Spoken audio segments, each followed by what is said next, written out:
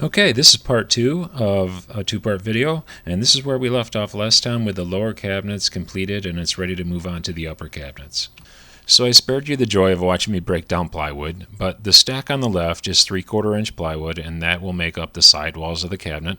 The stack in the middle is 1/2 inch plywood, that'll make up the top and the bottom of the cabinet.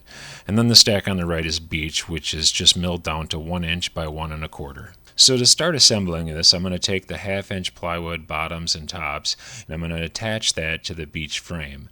I'm going to glue that down and go ahead and screw it.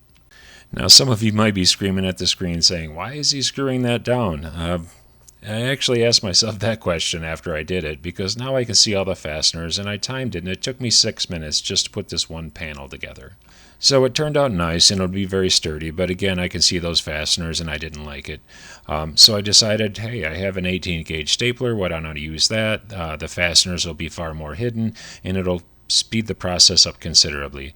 I timed it, and it actually took me just over 2 minutes per panel, which cut the assembly time down dramatically. So now the upper and the lower portions of the cabinet are complete. It's time to start assembling this, and I wanted to mention that I'm doing it a little different. While on the bottom I constructed it in a manner which I saved some plywood, and actually on this one I'm using a little more plywood because I want the upper cabinets to be compartmentalized, meaning that when the two doors open, the center portion actually has a divider.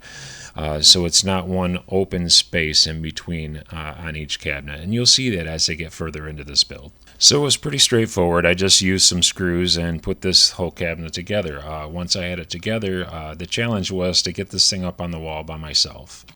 So the way I figured out I might be able to do this is to take some scrap plywood, rip it down to the dimension, which was 16 inches. That will space my upper cabinet off my lower cabinet.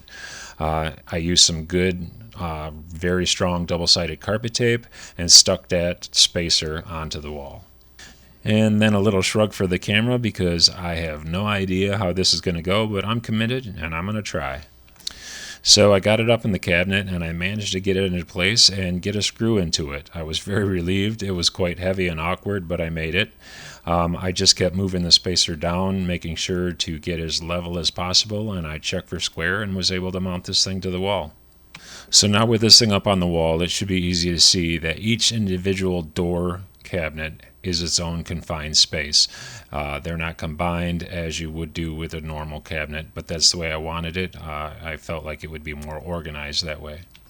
So the dust collection manifold that I put in created a couple challenges with putting some spacer blocks in, but I was able to work around that and figure out a way to get some in so I could get this cabinet mounted on the wall.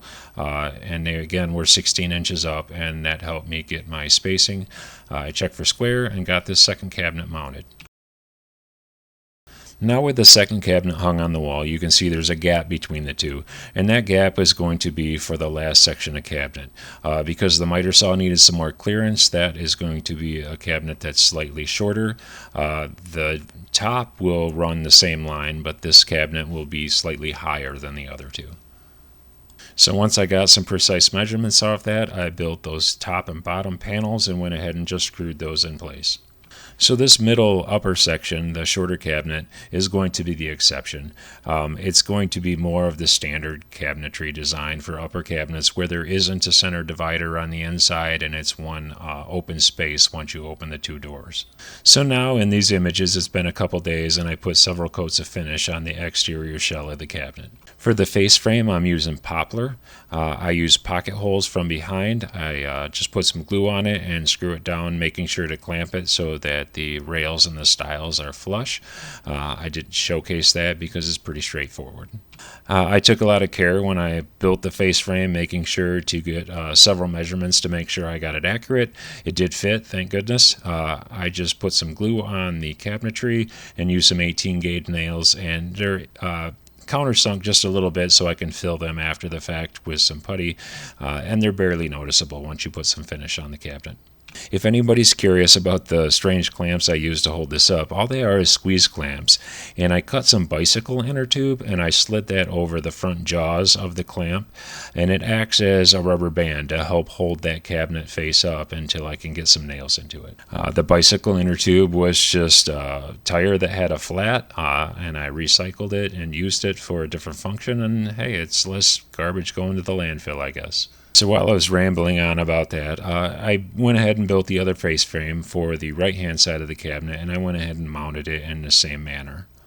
And because I was being lazy, I didn't build in that center section of face frame with any of the other two parts. It was just going to be a complicated method trying to get that accurate, I suppose.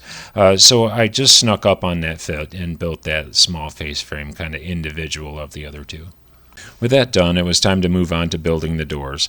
I'm using some more poplar, and I cut my stiles and rails, and I'm building shaker-style doors to match the lower cabinet doors. I cut the center panels, and here are all the parts, and it's ready to assemble. I didn't show cutting these out like I did in the first video because we've kind of been there and done that. But one thing I did do different on this one was that the center panels are actually a 1/2 inch thick versus 1/4 inch thick plywood, and I just cut a rabbet around their perimeter. The back of the panel will be flush. The front will have a 1/4 inch inset. So now I'll kind of speed through the assembly process here, but you can see how this door goes together, and it goes together quite nicely. And the reason that is because you need to take a lot of care when you're cutting your joinery. Your tenons and your dados should be snug, not sloppy, and make sure they're square. It'll help this assembly process go so much smoother. So I figured it would be good, but I measured corner to corner, which is a good way to tell if your door is actually square, and it was. So it's just time to throw a couple clamps on it and repeat the process for the rest of the doors. So once all the doors were assembled, I started to apply finish, but in between putting coats of finish on, I decided to start drilling the shelf pin holes. Because I don't have a shelf pin jig, I went ahead and just made one. I drilled a bunch of holes at an arbitrary 2-inch spacing that I decided on, and put some painter's tape on a drill so I don't blow through the side of the cabinet.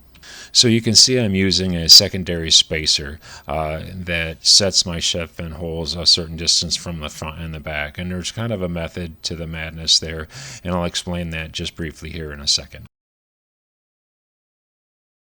So the reason is because the shelf pins I got are actually almost a 1/2 inch long on the pin end, and because my side walls are 3/4 of an inch, actually slightly under because plywood isn't really 3/4 anymore, the pins are too long, and if the holes were matched up, the pins wouldn't inset all the way in. So every other cabinet has a slight offset of about a 1/2 inch from front to back, so that I staggered these shelf pins. The cabinet doors are still getting coats of finish, but in between I noticed that there's quite a large gap in between the ceiling and the top of the upper cabinet, and it felt like wasted space. So I put a lumber rack up there just out of some 1-inch conduit and 2x4, and that way that's usable space now. Some of that lumber was kind of green, so up at the ceiling I was able to band it together, and hopefully over time that'll dry, and it made good use of that space up near the ceiling. So the cabinet doors are almost done. They're taking a little longer because I did something, a bit of a twist. It's more for me. Maybe it's not up your alley, but you'll see that shortly. And in the meantime, I went ahead and cut all the shelves and put a couple coats of finish on those, and I went ahead and got those installed. This time when I wanted to drill the holes for the overlay hinges, the hinge hole needs to be very precise. So this time I made a jig, which helped out a lot, and it made that go a little bit smoother. So once I carefully installed those hinges, it was finally time to install the doors and start wrapping this project up. I clamped a piece of plywood at the bottom nice and straight so that I could set all my doors on it and get them evenly spaced with a nice straight line, and just went ahead and screwed them all on. After carefully mounting all the handles, it was finally done. It's been a long road, but I got this cabinetry done and I couldn't be happier with it. Now the cabinet in its full glory finally revealed. Some of you may not like the wood burning that I did on the front of the cabinet. My inner nerd came out. It's all stuff that I think is cool and neat, and I'm going to enjoy looking at it and enjoy it inside my shop. I think it turned out great.